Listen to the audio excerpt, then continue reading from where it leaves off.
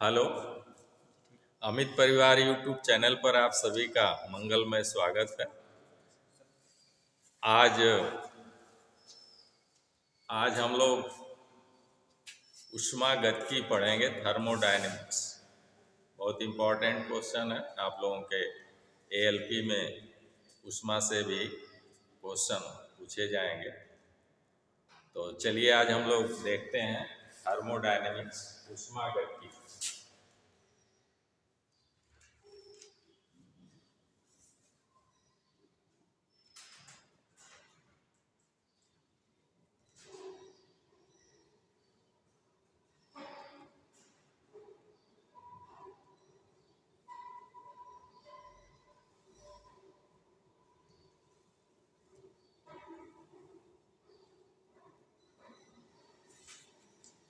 ऊष्मा क्या है? ऊष्मा ऊर्जा। ऊष्मा क्या है बेटा? ऊष्मा ऊर्जा।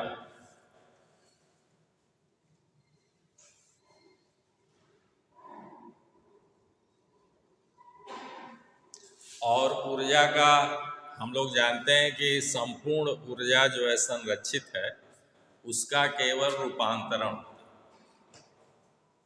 ऊर्जा का विनाश कभी नहीं होता है। एक प्रकार की ऊर्जा का दूसरे प्रकार की ऊर्जा में रूपांतरण होता है। इसी को ऊर्जा संरक्षण का, यानी एक प्रकार की ऊर्जा हम लोग देते हैं तो उसके एवज में दूसरे प्रकार की ऊर्जा हमें मिलती है। जैसे आप वैद्युत ऊर्जा देते हैं तो हमारी मोटर या पंखा चलने लगता है, तो वो है यांत्रिक ऊर्जा। तो वैद्युत ऊर्जा देकर हम लोग ऊष्मा ऊर्जा भी प्राप्त करेंगे। हीटर में क्या है कि हम लोग वैद्युत ऊर्जा दिए, ऊष्मा ऊर्जा मिली। मोटर में दिया वैद्युत ऊर्जा तो हमें यांत्रिक ऊर्जा मिली। हमारी मोटर रन करने लगी, उस पर पुली पट्टा चढ़ाकर काम लेने लगी। ऐसे इंजन क्या करता है? डीजल इंजन, पेट्रोल इंजन है, वो ऊष्मा ऊर्जा को यांत्रिक ऊर्जा में बदलता है। ठीक है। जनरेटर क्या करता है? यांत्रिक ऊर्जा हम लोग उसको देते हैं, जनरेटर को नचाते हैं, तो फैराडे के वैद्युत चुंबकीय प्रेरण के सिद्धांत पर हमें जो है वैद्युत ऊर्जा देता है। तो इस तरह से जनरेटर को हम लोग परिभाषित करते हैं कि भाई जनरेटर वह युक्ति है जो यांत्रिक ऊर्जा को वैद्युत ऊर्जा में बदल देता है। मोटर को परिभाषित करते हैं कि भाई मोटर वह युक्ति है जो वैद्युत ऊर्जा को यांत्रिक ऊर्जा में बदल देती है। तो इस प्रकार से आप देखेंगे बेटा, तो केवल ऊर्जा का रूपांतरण होता है। बल्ब में हम लोग वैद्युत ऊर्जा डालते हैं तो वो हमको प्रकाश ऊर्जा मिलने लगता है। तो इस तरह से केवल ऊर्जा का रूपांतरण होता है। ऊर्जा का न तो जनन होता है, ना ही तो ऊर्जा का विनाश होता है। संपूर्ण विश्व को ऊर्जा का स्रोत जो है सूर्य को माना गया है। तो फिलहाल हम लोग जो है ये ऊष्मा भी क्या है? ऊर्जा। तो आपसे ऐसे भी प्रश्न पूछता है कि भाई अगर हम 40 कैलोरी ऊष्मा देते हैं तो कितना जूल कार्य होगा, या फिर इस टाइप से भी पूछता है कि भाई 100 जूल कार्य जो है कितने कैलोरी ऊष्मा के इक्विवेलेंट है या तुल्य है। तो सारी चूंकि ऊर्जा बेटा बराबर है, केवल उनके फार्मूले अलग अलग हैं, तो हम लोग ऐसे लिख सकते हैं कि कार्य भी आपकी ऊर्जा। कार्य क्या? कार्य ऊर्जा। तो कार्य ऊर्जा बराबर आपने लिखा बेटा एक दिन गतिज ऊर्जा। गतिज ऊर्जा बराबर स्थितिज ऊर्जा। स्थितिज ऊर्जा बराबर ऊष्मा ऊर्जा बराबर वैद्युत ऊर्जा। तो इस तरह से सभी ऊर्जा जो है आपस में बराबर हैं। और हमें कार्य पूछ रहा है, सबको जूल में मापते हैं। सबका मात्रक क्या है बेटा? जूल। सबको किस में मापते हैं? कार्य को भी जूल में मापेंगे, ऊष्मा को भी जूल में मापेंगे। सबको ऊर्जा का जो मात्रक है वो जूल है। तो हम लोग जो है कार्य बराबर, कार्य को अगर W से हम लोग डिनोट करते हैं तो W बराबर हम लोग लिखते हैं W बराबर FD। FD जूल है, फोर्स इनटू डिस्प्लेसमेंट, या किसी एंगल पर है तो हो जाता है FD cos थीटा। क्या हो जाता है? हाँ, तो अभी आप केवल FD ही जाने, तो मान लीजिए कि FD आप जूल लिखा बराबर गतिज ऊर्जा, तो गतिज ऊर्जा का हाफ mg² है, बराबर स्थितिज ऊर्जा बेटा mgh है। W बराबर VQ भी होता है, तो आपका उष्मा ऊर्जा बराबर I² RT भी है, I², या वैद्युत ऊर्जा जो है आप ऐसे भी कहेंगे VQ है, VQ या VIT। Q बराबर IT होता है, बराबर VIT। ये सब बेटा ऐसे जो भी आपका जितने भी formula I² RT VQ VIT ये जो भी लगाएंगे सबका मात्रक जूल है, और इनमें से कोई भी आप जो है लगा सकते हैं। प्रश्न के हिसाब से जो भी फार्मूला आपका सेट होता है वो आप सेट कर देंगे तो कार्य का मान, किसी भी प्रकार की ऊर्जा का मान ज्ञात हो जाएगा। जैसे आपने कहा कि भाई 10 कैलोरी, क्योंकि ऊष्मा का मात्रक जो है कैलोरी है, और हम लोग पढ़े हैं कि 1 कैलोरी बराबर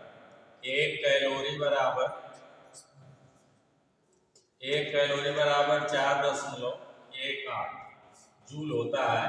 तो इस तरह से आपसे केवल यही प्रश्न पूछेगा कि भाई, ये अगर आप जान रहे हैं तो यही पूछेगा कि भाई 10 कैलोरी ऊष्मा देने से कितना कार्य, ठीक है ना। तो एक हम लोग वैसे भी जानते हैं बेटा कि W बराबर JQ, W बराबर क्या होता है? JQ। Q ही दी गई ऊष्मा है, Q क्या है? दी गई ऊष्मा, दी गई ऊष्मा Q है, और J क्या है? ऊष्मा का यांत्रिक तुल्यांक है, ऊष्मा का यांत्रिक तुल्यांक है, और W जो है कार्य है। तो इस तरह से यही J का मान कितना है? J का मान 4.18 से अगर आप गुणा कर देते हैं तो हमारा जो है क्या हो जाएगा? वो जूल में कन्वर्ट हो जाएगा, ठीक है। जैसे आपसे ये है बेटा, अब दे दिया कि भाई 10 कैलोरी, तो आप लिखेंगे 10 कैलोरी बराबर 4.18 गुणे 10, 41.8 जूल कार्य। प्रश्न देगा कि 10 कैलोरी ऊष्मा देने से कितना कार्य होगा, तो आप परेशान, अब आपको मालूम ही नहीं है कि कौन सा फार्मूला लगा, तो ये आप लगाएंगे बेटा कितना कार्य होगा, तो W बराबर JQ लगा दें, J का मान 4.18 रख दें या 4.18, और Q का मान गुणे 10 कैलोरी पूछ रहा है, कर देंगे, आंसर आ जाएगा। तो चाहे आप ऐसे लगाओ बेटा, और चाहे अपने से लगाओ कि हम जानते हैं कि 1 कैलोरी बराबर 4.18 जूल होता है, तो 10 कैलोरी बराबर। तो इस तरह से आपसे प्रश्न पूछ सकता है कि भाई 1 कैलोरी या 10 कैलोरी या 100 कैलोरी ऊष्मा देने से कितनी ऊष्मा, माने कितनी जो है बेटा कार्य होगा, या कितनी हमें ऊर्जा प्राप्त होगी, तो आपको जो है केवल उसे जूल में कन्वर्ट कर देना, आपका आंसर है। चलिए, तो ये सबसे बड़ी बात ये हुई कि ये सारा जो है आपका बराबर है, इसे आप लोग जानते रहिए, और कोई भी प्रश्न के हिसाब से पूछता है तो उसे आप कन्वर्ट कर सकते हैं। अब हम लोग आते हैं ऊष्मागतिकी के प्रथम नियम। तो ऊष्मागतिकी का प्रथम नियम हम लोगों का क्या कहता है? ऊष्मागतिकी का प्रथम नियम कहता है कि एक तो बहुत पूछता है, आपके कंपटीशन में हजारों बार बेटा पूछा जा चुका है कि ऊष्मागतिकी का प्रथम नियम किसकी पुष्टि करता है? तेव ऊर्जा संरक्षण की पुष्टि करता है, ठीक है ना। अब यदि किसी ऊष्मीय निकाय को बेटा, ऊष्मीय निकाय हमारा जो है जिसे आप सिस्टम कहेंगे, वो एक आपने सिलेंडर ले लिया, एक पिस्टन यहाँ पर लगा दिया, ऐसे एक पिस्टन लग गया, और इसमें कुछ आपने जो है working agent just like gas आपने भर दिया। तो यहाँ से आप जो है बर्नर द्वारा जो है उष्मा दे रहे हैं, यहाँ से आप बर्नर द्वारा उष्मा दे रहे हैं भैया।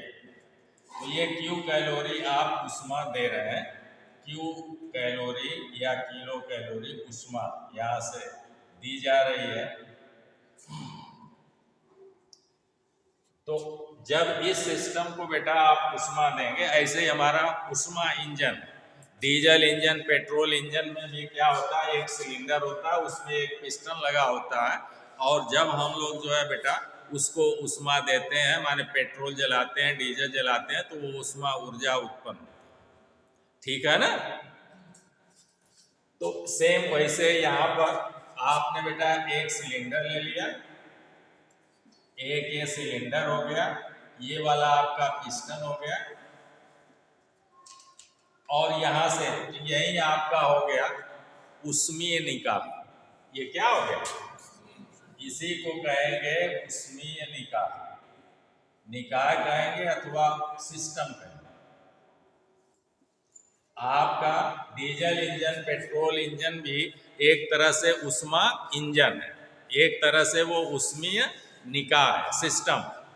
तो बेटा एक हम आपके समझने के लिए एक उष्मीय निकाय ले लिया। अब यहाँ से आप बर्नर द्वारा, ये आपका बर्नर है बेटा, ये आपका बर्नर है, बर्नर से आप जो है उष्मा दे रहे हैं, ये Q कैलोरी यहाँ से दे रहे हैं। तो क्या होगा, धीरे धीरे आपकी गैस या जो उसमें वर्किंग एजेंट भरे हुए हैं वो गर्म होने लगेगा, उसका ताप बढ़ने लगेगा, ताप बढ़ेगा तो इसकी आंतरिक ऊर्जा डेल्टा U बढ़ेगी। क्योंकि आप जानते हैं बेटा, ध्यान से सुनिए, आप जानते हैं कि गैस की आंतरिक ऊर्जा सिर्फ ताप पर निर्भर करती है। ठीक है ना। दैनिक जीवन में भी आंतरिक ऊर्जा का बड़ा महत्व। जैसे ठंड के दिनों में बेटा हम लोग जब ज़्यादा ठंड पड़ता है तो हम लोगों का ब्लड सर्कुलेशन धीमा पड़ जाता है, ब्लड गाढ़ा होने लगता है, जमने लगता है, फ्रीज होने लगता है। तो उस समय हम लोग जो है चलने फिरने में दिक्कत होती है, हाथ पैर सुन्न होने लगता है।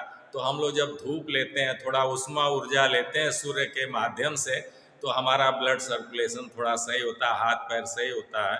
छोटे बच्चों को भी दिखाई जाती है धूप, सबके लिए, पेड़ पौधा जितने भी जीव जंतु हैं सबको ऐसे ही उष्मा ऊर्जा की आवश्यकता पड़ती है। और ज़्यादा भाई ज़रूरत है तो फिर हम लोग जो है अलाव जलाते हैं और सेकाई करते हैं शरीर।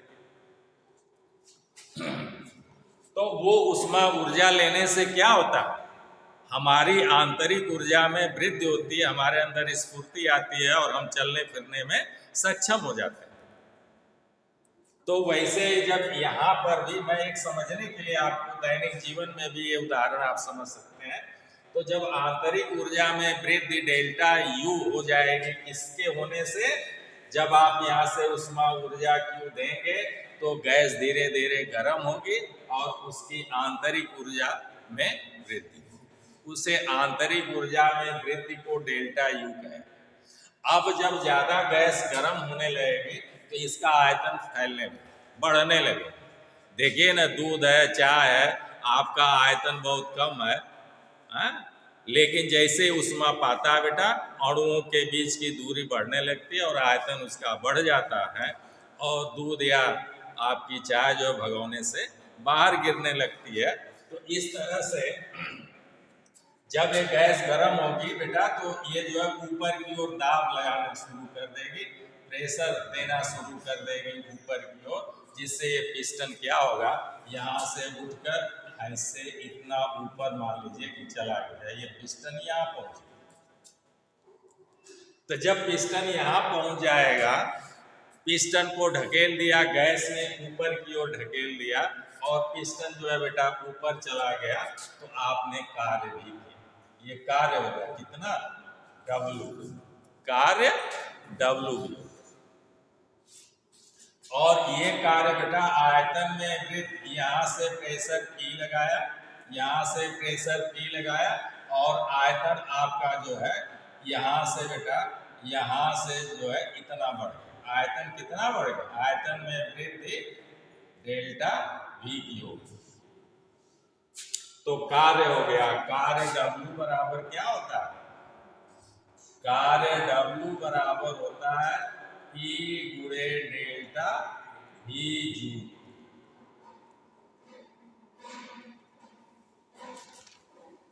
होता है कि नहीं होता? नहीं होता है तो समझ लीजिए कैसे हो गया। अगर बेटा यहाँ से गैस के प्रेशर की और आयतन में हुई वृद्धि ही का गुणा कर दें तो हमें कार्य ज्ञात हो जाएगा। अभी आपने पढ़ा कि कार्य W बराबर क्या होता है? कार्य W बराबर FT होता है। क्या होता है? FT होता है। तो देखिए दाब P, दाब बराबर बल बटा क्षेत्रफल, तो दाब P बराबर हो गया बल बटा क्षेत्रफल बेटा, और गुणे आयतन बराबर होता है लंबाई गुणे चौड़ाई गुणे ऊंचाई। हो गया लंबाई गुणे चौड़ाई गुणे ऊंचाई, और लंबाई गुणे चौड़ाई को क्या कहते हैं? क्षेत्रफल। लंबाई गुणे चौड़ाई को क्या कहते हैं? इस तरह से नीचे वाले क्षेत्रफल से ये वाला क्षेत्रफल कैंसिल हो गया। अब बच गया बल गुणे ऊंचाई, यानी बल F और गुणे ऊंचाई को H लिखिए या D लिखिए। तो इस तरह से कार्य बराबर FD हमें प्राप्त करना है। तो FD को हम जो है प्रेशर और आयतन में परिवर्तन का गुणा करके भी देखिए ना, बल बच गया और ऊंचाई को डिस्प्लेसमेंट को D लिख दें तो FD हो गया। इतना ऊंचा उठ गया, इतना डिस्प्लेसमेंट हो गया। और पिस्टन को जो है बेटा ये प्रेशर लगा, प्रेशर मतलब जस्ट लाइक दाब, और दाब जो है कैसे लगा? ऊपर की ओर लगी। ठीक है ना? तो इसको हम लोग ऐसे, तो आयतन क्या, अगर बेटा आयतन का प्रेशर में गुणा कर दें तो इस गैस द्वारा किया गया कार्य ज्ञात हो जाएगा। अब देखिए इस तरह से हमारी ऊष्मा ऊर्जा यहाँ से दे रहे हैं बेटा, और वो आंतरिक ऊर्जा बढ़ाने में खर्च हो रही है, और शेष हिस्सा जो है कार्य करने में प्रयुक्त हो रहा है। इस तरह से ऊष्मागतिकी का जो प्रथम नियम है बेटा, फर्स्ट लॉ है ऊष्मागतिकी का प्रथम नियम, यही है ऊष्मागतिकी का प्रथम नियम।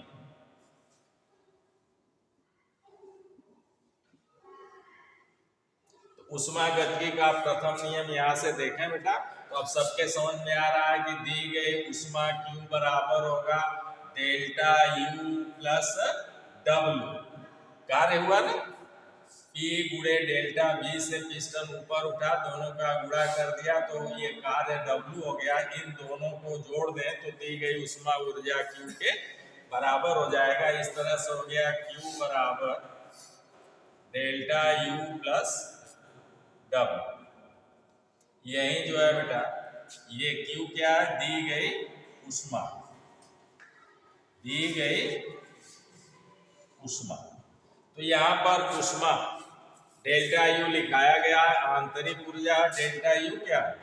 आंतरिक ऊर्जा में परिवर्तन, आंतरिक ऊर्जा में परिवर्तन है, और W क्या है?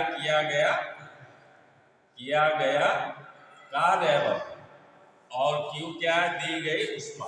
तो इस निकाय को बेटा अगर सिस्टम को हम लोग ऊष्मा ऊर्जा देते हैं तो इस ऊष्मा ऊर्जा का कुछ अंश जो है आंतरिक ऊर्जा को बढ़ाने में खर्च होता है सिस्टम के, और कुछ जो है कार्य करने में खर्च होता है। इस तरह से किया गया कार्य और आंतरिक ऊर्जा में वृद्धि दोनों को जोड़ दें तो दी गई ऊष्मा ऊर्जा Q के बराबर हो जाएगा। इस तरह से दी गई ऊष्मा ऊर्जा Q का विनाश नहीं हुआ बल्कि Q का रूपांतरण हो गया ऊष्मा ऊर्जा का आंतरिक ऊर्जा परिवर्तन में और कार्य करने। यही ऊष्मा, इसी को कहेंगे कि ऊर्जा कुल मिला के संरक्षित है। ऊष्मा ऊर्जा का जो बेटा या ऊष्मा गतिकी का जो प्रथम नियम है वो यही कहता है कि ऊर्जा संरक्षित है। ये किस पर आधारित है? ऊष्मा गतिकी का प्रथम नियम किस पर आधारित है? तो आप कहेंगे ऊर्जा संरक्षण। किस पर आधारित? ऊर्जा संरक्षण पर आधारित है। बहुत बार पूछा गया, लाखों। चलिए अब हम लोग आते हैं, इसमें कोई डाउट किसी को? बोलिए भाई। अब हम लोग आते हैं बेटा ऊष्मागतिकी के द्वितीय नियम। ऊष्मागतिकी का सेकेंड लॉ क्या कहता है कि संपूर्ण ऊष्मा ऊर्जा को कार्य ऊर्जा में नहीं बदला जा सकता। एक कथन ये भी कहता है कि पूरी की पूरी ऊष्मा ऊर्जा को कार्य ऊर्जा में नहीं बदला जा सकता। यहाँ आप देखें, आंतरिक ऊर्जा में भी आपकी ऊष्मा ऊर्जा खर्च हो रही है, अतः संपूर्ण ऊष्मा ऊर्जा को प्योर जो है कार्य ऊर्जा में नहीं बदला जा सकता। एक सिद्धांत तो ये कहता है। मेन जो सिद्धांत है वो दूसरी परिभाषा ये कहती है कि निम्न ताप वाली वस्तु से ऊष्मा ऊर्जा उच्च ताप वाली वस्तु को नहीं दी जा सकती है। अगर ऐसा करना है तो उसके लिए बाह्य ऊर्जा को खर्च करना पड़ेगा। क्लियर है? जैसे बेटा आप समझ सकते हैं कि फ्रिज यही काम करता है।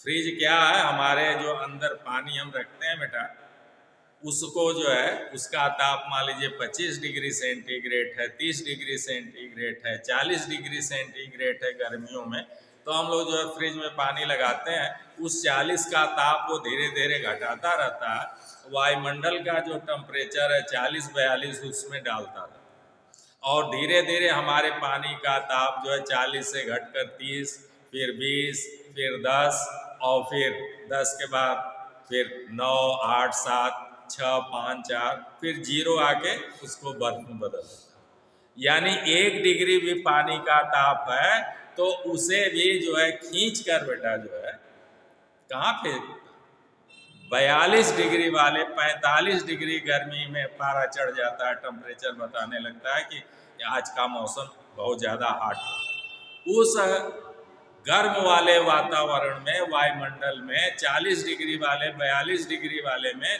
हमारे 1 डिग्री 2 डिग्री के पानी का भी ताप हमारा फ्रिज जो है लेकर और वायुमंडल में डालता है। ये काम तो करता है, लेकिन इसके एवज में वो वैद्युत ऊर्जा खर्च करता है, बाहर से वैद्युत ऊर्जा खर्च करता है। तो ऊष्मागतिकी का सेकेंड लॉ जो है, ऊष्मागतिकी का जो द्वितीय नियम है, ऊष्मागतिकी का द्वितीय नियम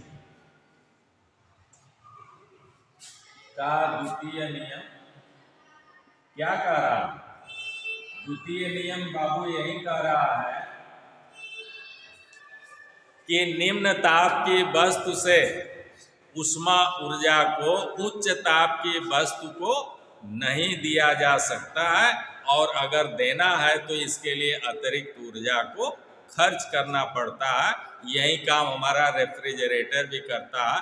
यानी रेफ्रिजरेटर क्या है? ऊष्मागतिकी के द्वितीय नियम का एक उदाहरण है, और ये विपरीत दिशा में कार्य करने वाला एक प्रकार का ऊष्मा इंजन है। ये रिवर्स डायरेक्शन है भाई। जैसे आप समझ सकते हैं बेटा कि पानी ऊपर से तो टंकी से सीधे नीचे आता है गुरुत्व के कारण, उसके लिए कोई टुल्लू नहीं लगाना पड़ता है। लेकिन निम्न विभव से उच्च विभव पर अगर पानी को पहुंचाना है तो उसके लिए अतिरिक्त ऊर्जा हमें खर्च करनी पड़ती है। हम लोग टुल्लू के माध्यम से वैद्युत ऊर्जा जब खर्च करते हैं तब नीचे का पानी ऊपर टंकी में जाता है। ऐसे ही निम्न ताप है बेटा, उच्च ताप से ऊष्मा हमेशा निम्न ताप की ओर तो आती है, लेकिन निम्न ताप से आप सोचें कि नहीं ऊष्मा जो है उच्च ताप वाली वस्तु को चली जाए, तो इसके लिए आपको अतिरिक्त ऊर्जा खर्च करनी पड़ेगी। बिना अतिरिक्त ऊर्जा खर्च किए निम्न ताप से उच्च ताप की ओर ऊष्मा का प्रवाह नहीं किया जा सकता। यही कहता है आपके ऊष्मागतिकी का द्वितीय। क्लियर है? और इसका सबसे बड़ा उदाहरण हमारा रेफ्रिजरेटर। बोलिए भाई। तो नियम लिख लिया? लिख दो कि हो गया? चलिए अब बेटा चलिए लिख देते हैं, बिना अतिरिक्त ऊर्जा दिए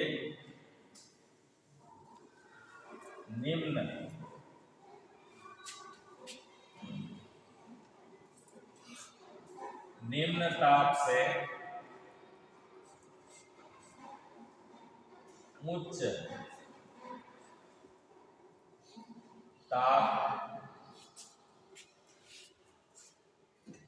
उच्च ताप वाली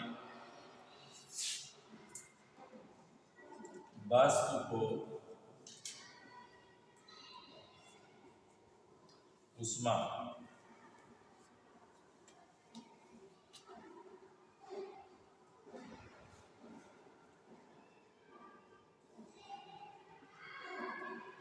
नहीं की जा सकती।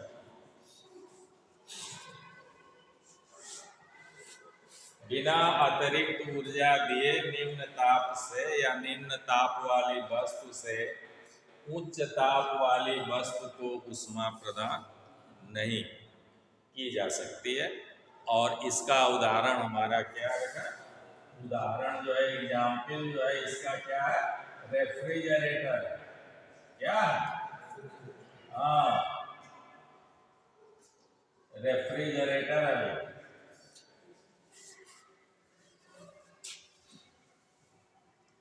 तीसरा नियम क्या कहता है बेटा? थर्ड लॉ क्या कहता है, जिसे हम लोग जीरोथ लॉ कहते हैं? ऊष्मागतिकी का, थर्मोडायनेमिक्स का थर्ड लॉ क्या कहता है, जिसे जीरोथ लॉ भी कहेंगे?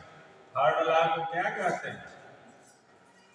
थर्ड लॉ को बेटा हम लोग जीरोथ लॉ कहते हैं। क्या कहते हैं? Zeroth law.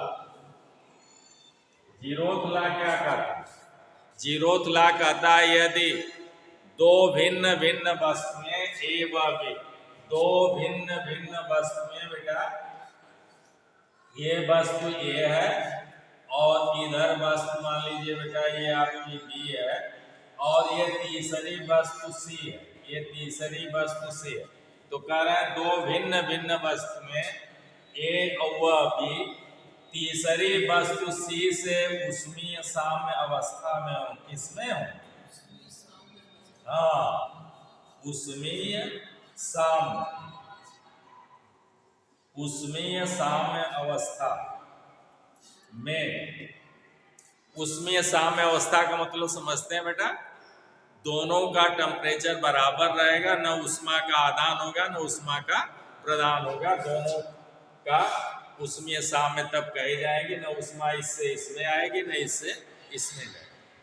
और ये भी सी से जो है ऊष्मीय साम्य अवस्था में है। भी सी से, तीसरी सी से ऊष्मीय साम्य अवस्था में है, तो ए व बी भी ऊष्मीय साम्य अवस्था में होंगे। तो ए व बी भी ऊष्मीय साम्य अवस्था में होंगे।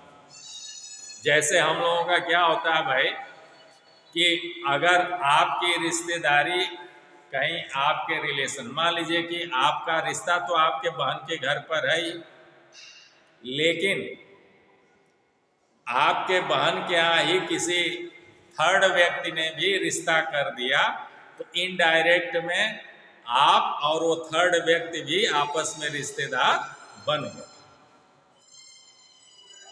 मान लीजिए कि भाई, समझ में आ रहा? तो सेम वैसे ही है बेटा कि अगर दो भिन्न भिन्न वस्तुएं यदि तीसरी वस्तु सी से ऊष्मीय साम्य अवस्था में है, तो ये दोनों वस्तुएं ए और बी भी आपस में ऊष्मीय साम्य अवस्था में हो। तो चलिए आज का टॉपिक यहीं समाप्त करते हैं। थर्मोडायनेमिक्स के तीनों लॉ हो गए। फिर अगले वीडियो में मिलते हैं। तब तक के लिए आप लोगों को ढेर सारी शुभकामनाएं।